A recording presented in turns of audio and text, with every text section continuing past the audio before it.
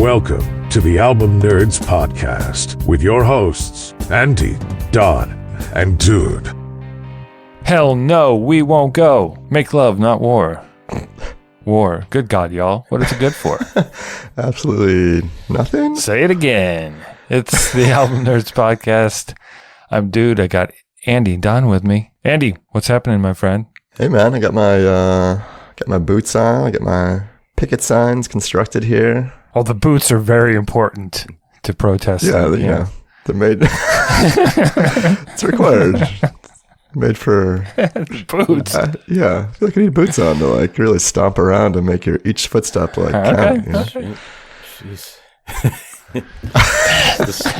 This show's off to a rough start, but we shall overcome. Oh, nice. Classic. Yeah. So yes, this is the Album Nerds Podcast, and we love albums and talking about them. And this week, we're talking about some protest music. We've got a great show for you. We're going to be going over a little bit of our week of listening and our decisions. We'll then, of course, go through our 3 album picks. We're going to answer a question that's loosely related to the topic of protest music. And then we're going to spin the wheel of musical destiny to find out what kind of albums we're going to talk about on the next episode. But this week, it's time to protest. We will be protesting protest music in the house. I think you doth protest too much. Let's do it. Wow. That's what I'm talking about! A protest song is a song associated with a movement for social change. Protest songs in the United States are a tradition that dates back to the early 18th century and have persisted and evolved as an aspect of American culture. Protest songs typically serve to address some social, political, or economic concern through the means of musical composition. It may be folk, classical, or commercial in genre. Some movements that have a library of associated songs are the abolition of slavery, prohibition, women's suffrage, labor, human rights, civil rights, the environment, and anti-war. And today, each of us will present an album which includes at least one protest song. We are here to protest that! Protest music. Kind of broad, kind of not. How did you guys do in your listenings? Well, a couple things became apparent to me pretty quickly. Like Don was saying, we tried to find albums that have at least one protest song on it. A lot of them really do just have one or two where that kind of focus on an issue and kind of move on. I'll mention a couple that did have some elements of protest, but didn't really feel protesty enough to really feature on the show. Listen to a Kinks record called Arthur or the Decline and Fall of the British Empire, which I guess loosely did have some protest elements, in particular around economic equality. Good album, but I didn't think it was great for the show. A jazz record that did have some cool protest vocals in it from Max Roach called We Insist. Max Roach's Freedom Now Suite, which was actually really good. Don't they call him Papa? Cut my life into pieces! And I also mentioned Kendrick Lamar's To Pimp a Butterfly, which I think generally is a great protest album and does have a pretty focused message. I just felt like it was a lot to bite off for this show, and we're already kind of doing a similar album, which we'll find out shortly. Mm-hmm. But yeah, I feel like I landed on a pretty safe space for protest albums here. How about you, dude? Yeah, for me, it was trying to kind of avoid the 60s because it was like all that anti-Vietnam stuff for the most part, and I wanted to get into some other topics. And I kind of already had something in mind for a long time that I've been looking for reasons to talk about. So some of the things I listened to anyway were Prophets of Rage from 2017, the collaboration of members of Rage Against the Machine and Chuck D from Public Enemy and I think members of Cypress Hill as well. System of a Down, Toxicity 2001. That's another one that isn't protesty enough, although there's definitely elements there. And then the Isley Brothers, The Heat Is On from 1975. There's a couple of songs on there that are definitely about social injustices, including one called Fight the Power. Interesting. So, Donald. Well, I thought about my usual cast of favorites. Of course, Roger Waters, the final Pink Floyd album with him, known as the Final Cut. It's really more of a Roger Waters solo album. That one's a very anti-Margaret Thatcher era England, anti-other members of Pink Floyd getting in his way. Yep. Also, the Smiths' "Meat Is Murder." The title track, "Meat Is Murder," is kind of an anthem for us vegetarian folks. I remember being at a Morrissey concert with you, and Morrissey did that song, and I was like, "That's a metaphor, right?" And you're like, "No, it's Clear's Day." Yeah. And then another one I thought of, it's just one song from that album, but the song "Monkey Gone to Heaven" by the Pixies on Doolittle is kind of a protest song about the environment. So, but I actually decided to go a more traditional route. Went back to the 1960s. All right. With all that being said, let's get into it. You choose me?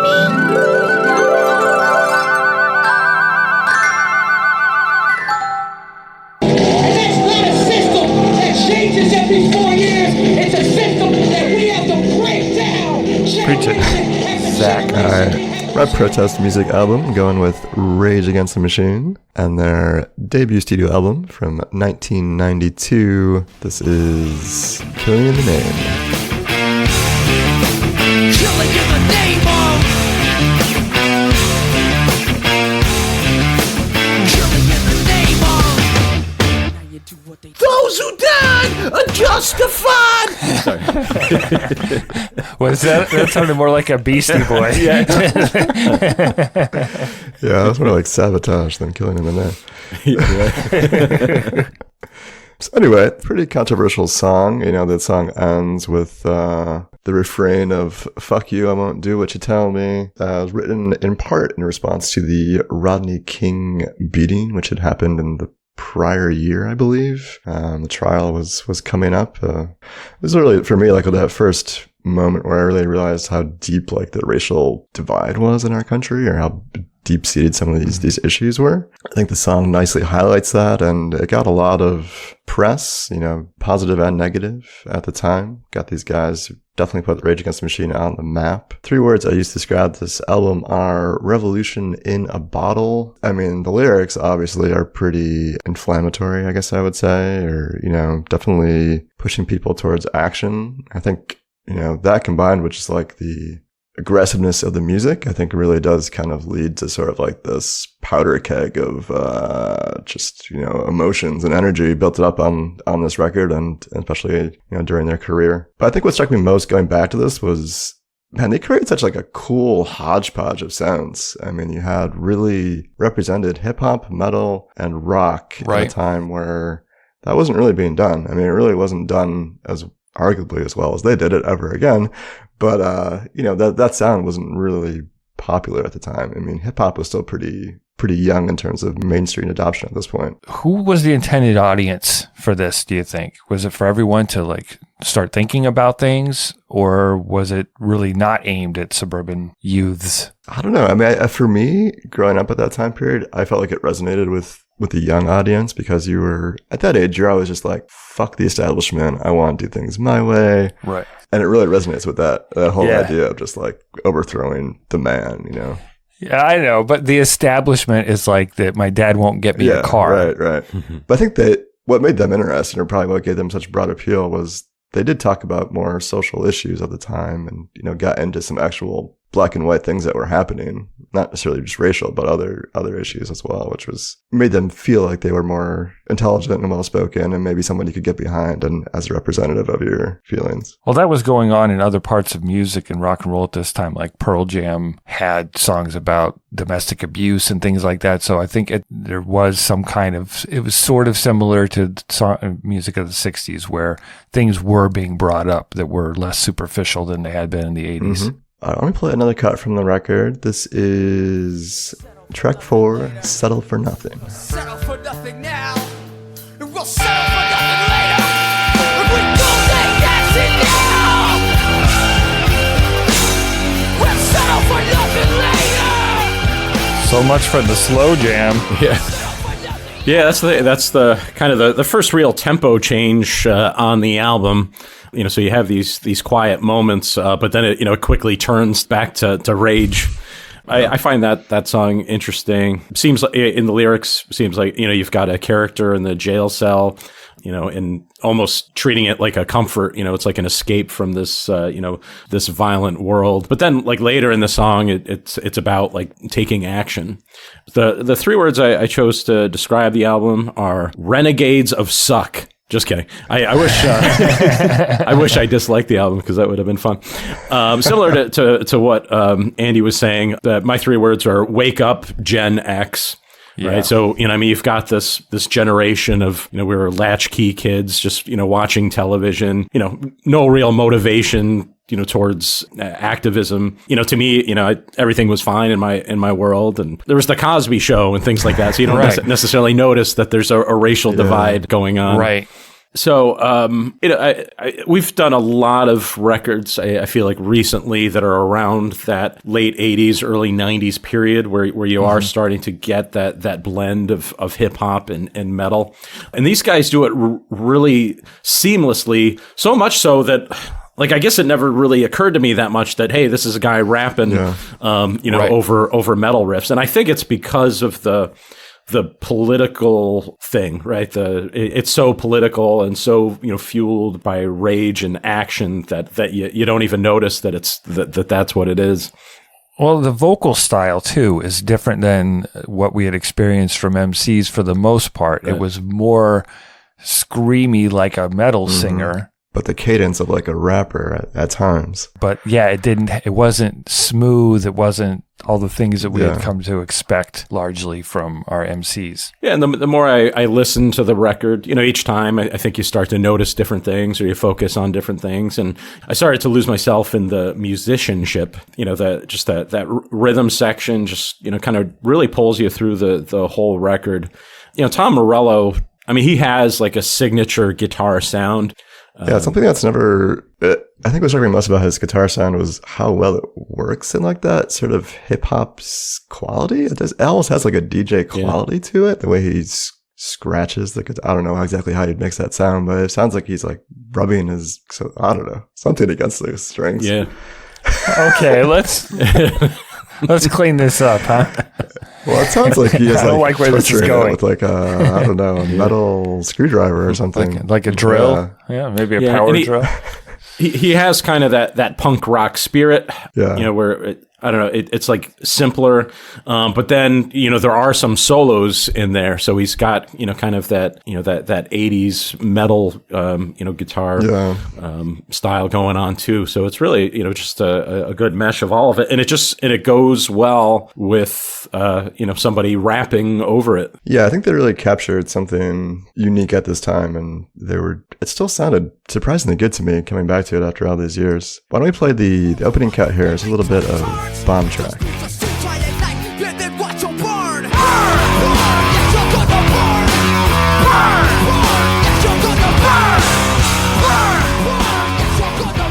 That's my favorite stompy guitar line on the album. Yeah. And it's just such a great opener. And I love how, we all kind of picked parts of songs where it starts off a little bit down here and then within 2 seconds. They don't waste much time in the quiet moments. Yeah. So Bomb Track was the first single released from the album. It alludes to the idea that existing power structures and people in position of authority will face consequences from those they oppress at some point. It's not that's a tale as old as time. It's the peasants and the monarchy, but it's the same kind of idea where getting it out there to the masses. So the three words I used to describe the album are truth bombs for the burbs. Nice. So I first heard this in college. There was this girl that I knew from some of my classes, and she invited me and a bunch of my friends to her dorm room because we had to hear this, and none of us had. And it was the rawness and the simplicity of it that all of us were just like what is this? And it was kind of conscious hip hop for the grunge generation because it does sound like grunge rock to a large extent. So I think that's part of why it just clicked with people. And then people started listening to the words more instead of the fuck you, I won't do what you tell me, where people, I think, were internalizing that about, I'm not, I shouldn't have to turn this paper in. I think it was being misused probably by youth at the time, depending on what situations they were in. And one of the things I respect so much about them is that they never back down. I think that's the thing that makes them really stand out, is that unlike most bands which are formed to create music, that almost feels like a secondary purpose to them. They really seem like they're trying to instill change and incite activism. It's like, if you look at their career, like every one of their records, it has a similar direction, similar tone, similar energy, similar message. Like they are laser focused on tearing down the establishment, for lack of better words. Like that's pretty unique. I don't know too many bands that really have that focus to them, or will fight against the establishment but sign to Epic Records. Touche. Well, we got to get the word out. So, it's just an interesting thing it could be a whole discussion. Someone could write, and maybe they have some kind of dissertation about artists, whether it's music or whatever, movies, and how something that's trying to shed light on problems becomes huge. Then that's your business. Yeah. It's hard to rage against the machine when you're part of the machine. Right, exactly. Yeah, that machine's printing out some sweet dollar bills for you. I think for me, this is still a pretty exciting record, and I still found it pretty enjoyable coming back to after all these years. I think it's their best of their studio albums. I'm going to nominate this for the Album Nerds Hall of Fame. I think my biggest critique could be it's maybe a little bit one note, but I think it's a great note, and it still resonates with me after all these years. So what do you guys think? Is this Hall of Fame worthy? Yes. I was expecting some sort of screaming rap delivery. I feel like saying no just so I can watch it burn. Spark a revolution. But yes, I agree. I mean, it's infectious. So even if you can ignore the political aspects and still just rock out, right? Or you can choose to listen, so you can not only bang your head, but you can feed your mind. There you go. Well, congratulations to all 4 members. Once again, the album is Rage Against the Machine by Rage Against the Machine. I'm good enough, I'm smart enough, and doggone it, people like me. If you're enjoying the show, and we hope you are, do us a solid and leave a review on Apple Podcasts or your favorite podcast app. Maybe we made you laugh or you discovered an album you enjoy. Leaving a review keeps the show going and helps other music fans find us. Do what we told you. Well, ladies and gentlemen, I've suffered for my music. Now it's your turn. Oh, man. All right, my pick for a protest record goes back to 1965 with Phil Ochs, I Ain't Marchin' Anymore. This is the second studio album by Philip David Ochs, born in El Paso, Texas in 1940. Let's hear the title track. This is I Ain't Marchin' Anymore. At the end of the early British wars, the young land started growing, the young blood started flowing, but I ain't marching anymore. How can you sound so happy and sing about such horrible things? So this song criticizes all of American military history from the perspective of a soldier who's been present at every single war since the War of 1812. There's a cool line. I mean, there's lots of cool lines, throughout this album, but it's always the old who lead us to the war, always the young to fall. Mm-hmm. Phil Ochs said of the song, it borders between pacifism and treason, combining the best qualities of both. He also wrote, the fact that you won't be hearing this song on the radio is more than enough justification for the writing of it. Nice. So the 3 words I chose to describe this album are truth-telling badass, right? Just that quote there is I'm like, wow. Yeah. And now after going through that Rage Against the Machine record, I could almost picture just give these songs to Rage Against the Machine and see how they do it, and they would kind of work. It's just the delivery is a bit different. Or you could flip it around too and see if Phil Ochs can be like, oh yeah, fuck you, I won't do what you tell me. Well, so it's not just, war that Phil Ochs takes on. There's a song called The Iron Lady that's about capital punishment. Takes on both the state of Alabama and the state of Mississippi when it comes to civil rights. It's an interesting record. I mean, it's it's stereotypical of what when the theme came up, protest music, I'm like, oh yeah, folk singer from the 1960s. And he's certainly that, but it's not, hey, we're going to all get together and we're going to fix this. It's pretty much just all, this is fucked up. This is fucked up. Let's hear another one. This is Draft Dodger Rag. Without blood and gore, I'll be the first to go. Yes, I'm only 18. I got a ruptured spleen and always carry a purse. I got eyes like a All right, so that one's even more lighthearted in its tone and the way that it talks about the draft for Vietnam and all the excuses to try to not be drafted.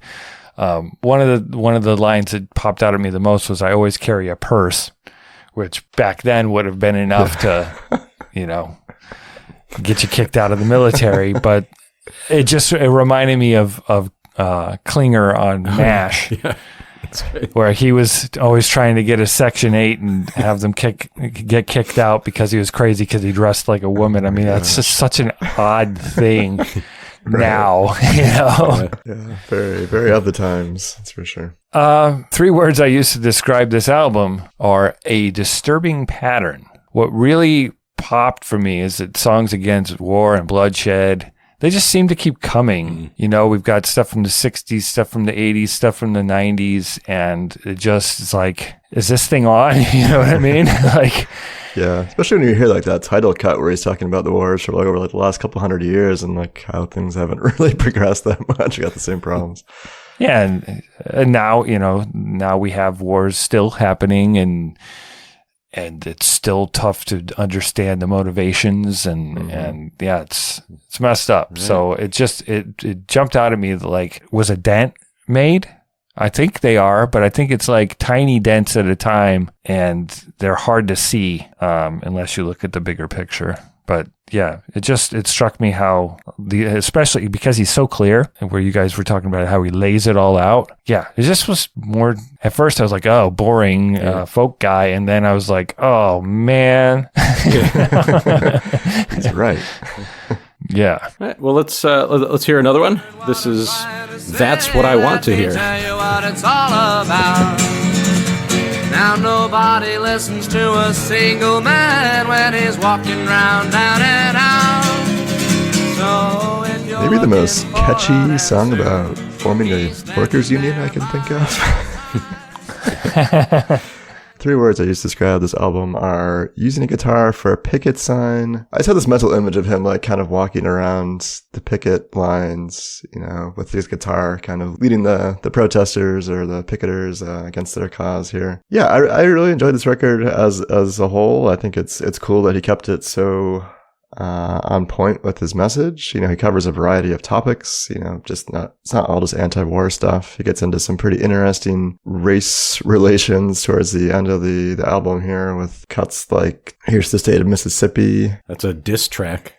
Yeah, that's a pretty brutal takedown of the South. Did you find Mississippi's mixtape response? That's right. Yeah, but he does it. He mixes in enough humor, I think, to make these songs digestible. I mean, there's some of them are really pretty brutal, takedowns of these different issues and groups of people. But they're pretty funny. Like, he gets some funny lines in there, and he gets kind of just like, he seems like he's taking these issues seriously, but he does take them with a grain of salt, I guess, which helps it. So he gives us these raw truths, but then they could make you sick to your stomach, but then he supplies some Pepto-Bismol as well. Right. There's a spoonful of Pepto-Bismol to go along with all that gut-wrenching stuff. Yeah, some of the Pepto might be, there's a couple of tracks in there. There's one that's kind of a tribute to John F. Kennedy, after the assassination. And then, he was he's talking about the corruption of labor unions as well. Mm-hmm. But there's he does do the ballad of the carpenter. which is an old song about Jesus. There's the poem, the Highwaymen. The Highwaywomen. That's an old one. Yeah. Which is kind of some good old fashioned folk storytelling. To give you a break from the hard hitting political perspective. Okay. Yeah, and then I think this is the first record since I've been on the show where it's literally just one guy and a guitar. Yeah, that's a really good point. There's no accompaniments at all. It's just that's all acoustic. Right. Which is, it's even somewhat atypical of the time. I mean, you had your groups like, Peter, Paul, and Mary, that are, you're throwing in a lot of extra strings and stuff like that to make it more dramatic. But this is just, this could have just been him sitting on a car at some sit-in or something, or some demonstration. So it kind of has that feel. So that's I Ain't Marching Anymore from Phil Ochs. I ain't marching anymore! No! Excuse me. I'd like to ask you a few questions. Well, we're talking about protest. We're gonna take the question kind of from a different perspective. So, if you could go back in time and you could protest the release of any album for whatever reason, what album would it be? I might protest against Rage Against the Machine because of ushering in the new metal accidentally. Yeah. Which, to be fair, there are good albums in that mix. Just the overall vibe of it was very misogynistic, which was exactly the opposite of anything Rage Against the Machine would have ever intended. So accidentally, while trying to help, there's always a wake behind every speeding boat, right, So. Well, similar to the Rage Against the Machine protest, I would maybe go like Pearl Jam 10, just because you had, and I love that record, but so many people took on that vocal style, right? From Hootie and the Blowfish, and Creed, maybe even Bush, we could say, and then back to Pink Floyd. Those albums without Roger Waters, like particularly A Momentary Lapse of Reason.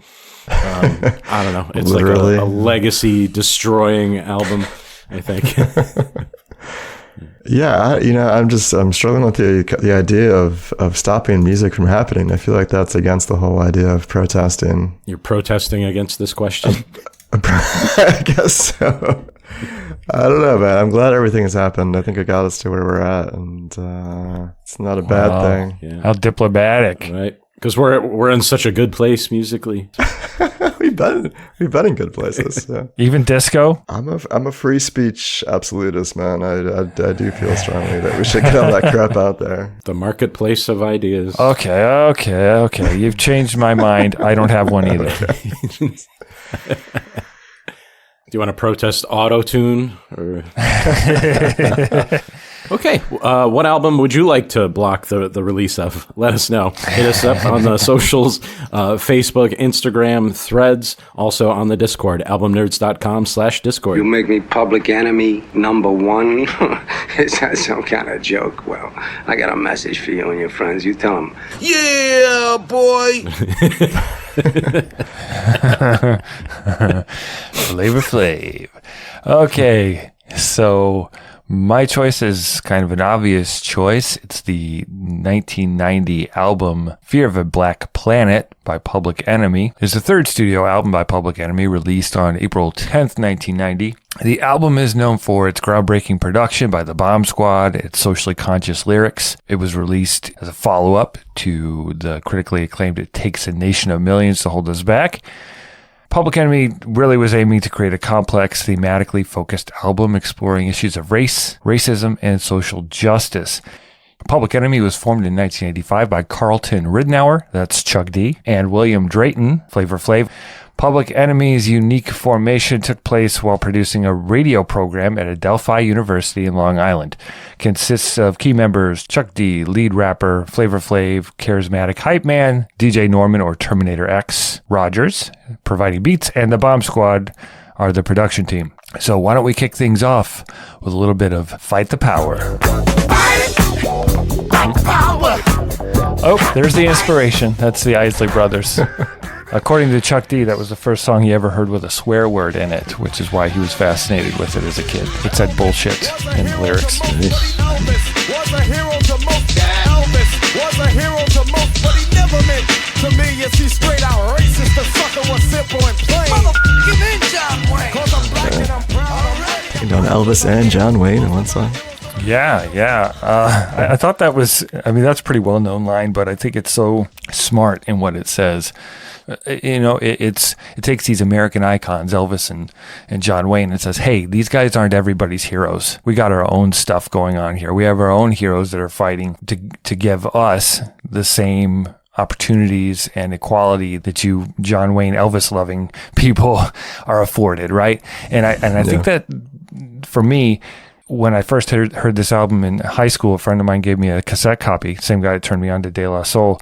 It was that moment, so I can only speak to what this album did for me. And it made me look at the world and say, hey, I've got it pretty good. And there are a lot of people that don't have the same opportunities that I do.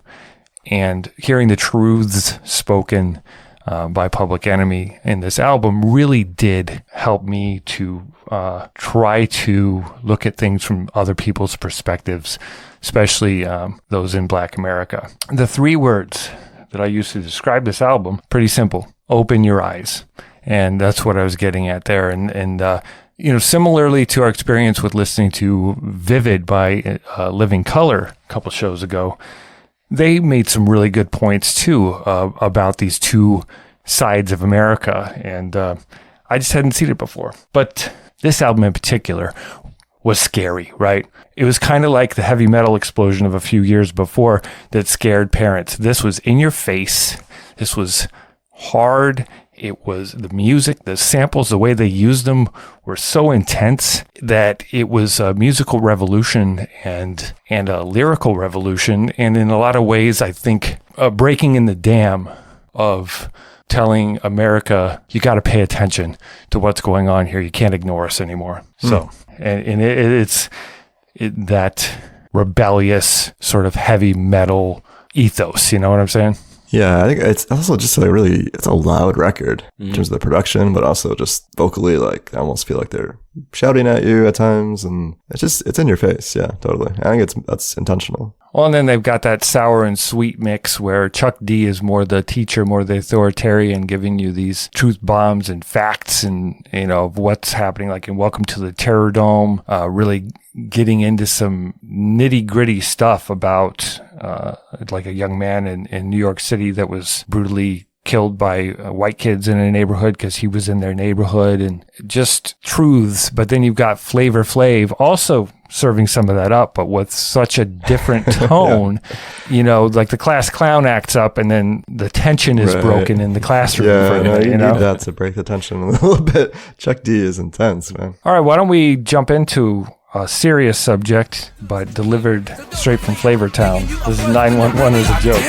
You better wake up and smell a real flavor, 'cause 911 is a fake lifesaver. So get up and get down. 911 is joking your town. Get up and get It's kind of like a weird, almost like a party song in the way it sounds. Yeah. The way he delivers that chorus, but the message is incredibly sad. I mean, it's just brutally honest about, half-hour wait time for 911 call for someone who's been, right, injured at your house. I mean, in certain neighborhoods. Right. Cops just don't show up. Even in Duran Duran's neighborhood, because they actually cover this song on their covers album. Thank you. Lord. Thanks for grounding us here, Don. Yeah, appreciate it. Yeah. You might need to step out right now, Don. I don't know if you... Duran. What do those guys have to protest? They don't have enough eyeshadow?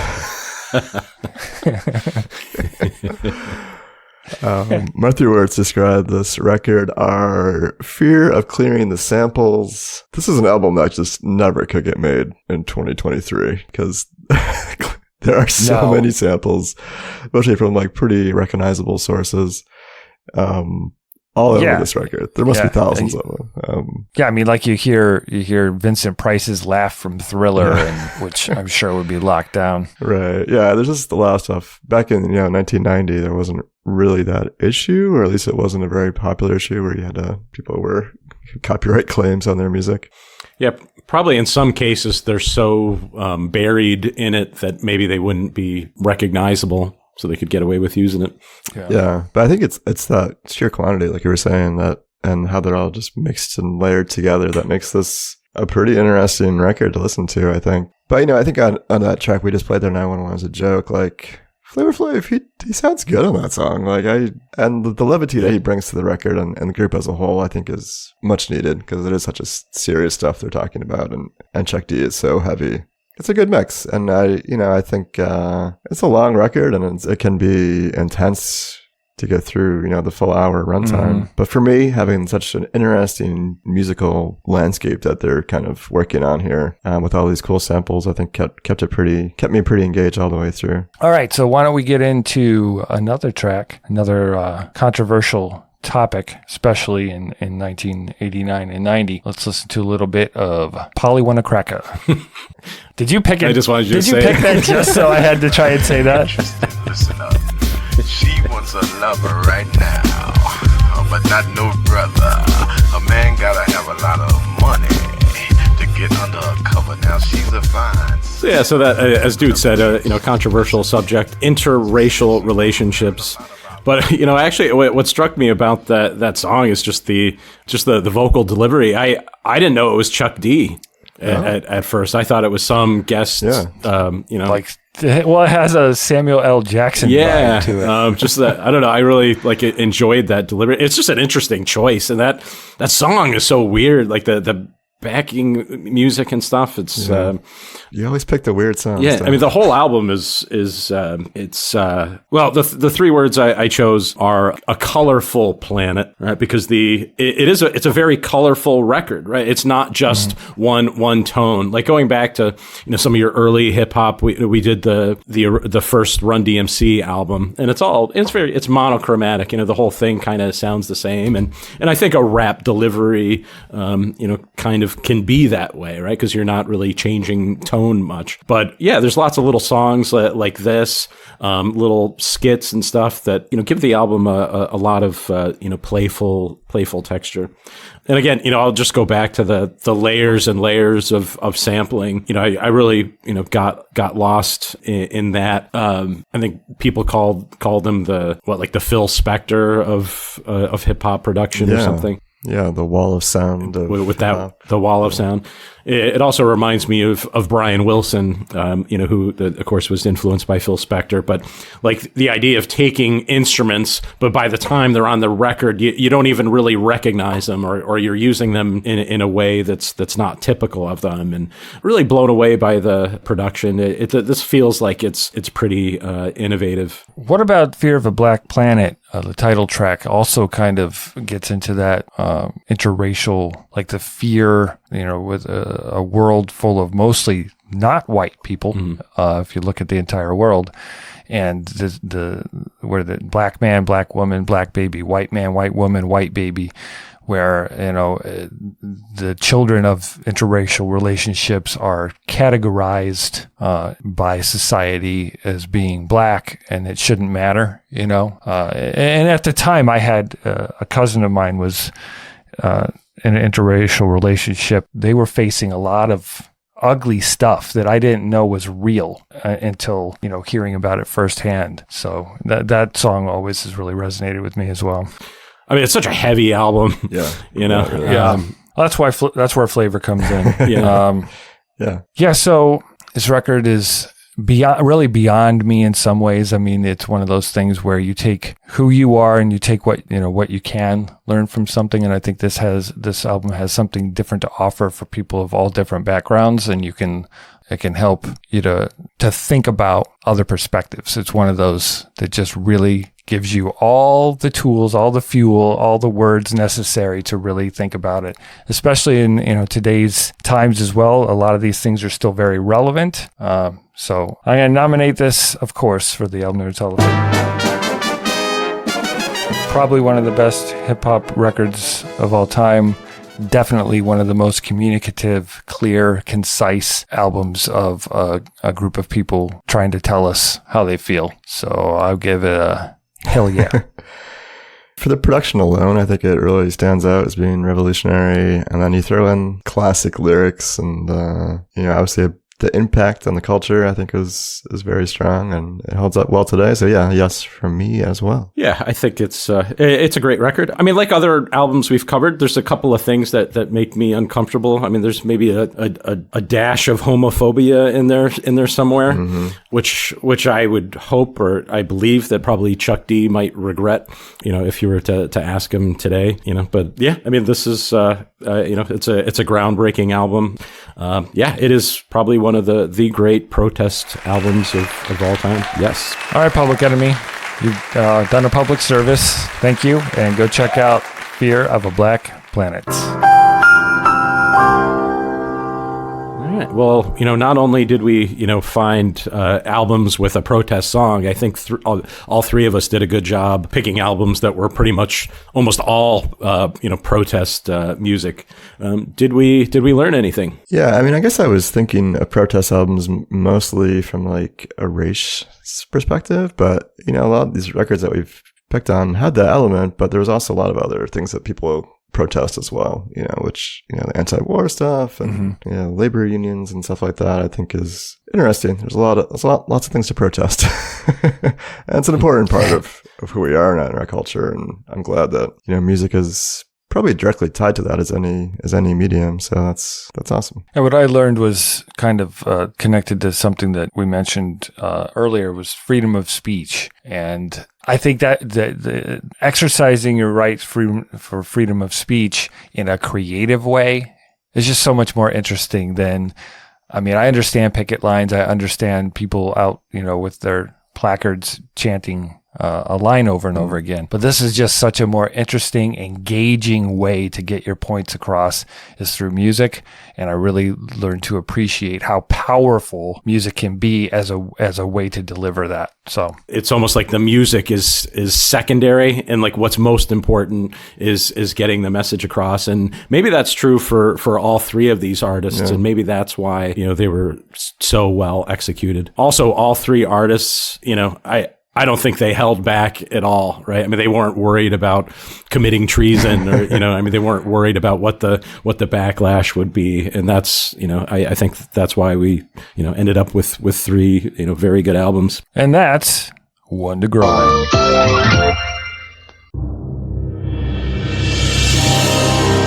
I'm your density. I mean, your destiny.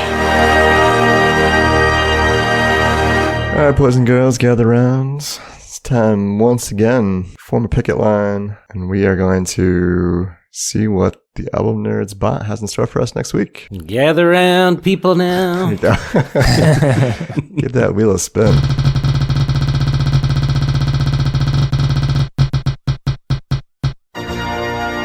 Your musical destiny will once again be taking you on a journey through time. You must explore albums from the year 1986. There is, however, a twist. You must choose a Billboard Top 10 album for the year. Best of luck, gentlemen.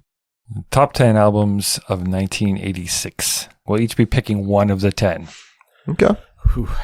So Destiny has a tighter grip on us this time. All right, quick reminder, we do have 2 ongoing album votes for the Hall of Fame. So you go to our website and the Album Nerds Discord, albumnerds.com, and albumnerds.com/discord to cast your ballot to get those albums in or keep them out. Okay, what are your favorite protest records? What's your favorite album from 1986? What else are you listening to? Let us know. Join fellow album nerds on Discord at albumnerds.com/discord. You can email us at podcast@albumnerds.com and follow us on Facebook, Instagram, and Threads at Album Nerds. Please subscribe, rate, and review on your favorite podcast app. And if you'd like to support the show, you can do so via PayPal at albumnerds.com/support. Thank you once again for listening to the Album Nerds podcast. We'll catch you next time with that 1986 Top 10. Yeah, thanks for listening, everybody. Catch you next week. Fuck you! I won't do what you tell me! Oh, and Don just scared his new puppy away. I know. He's just looking up. I did back away from the mic that time. Poor puppy.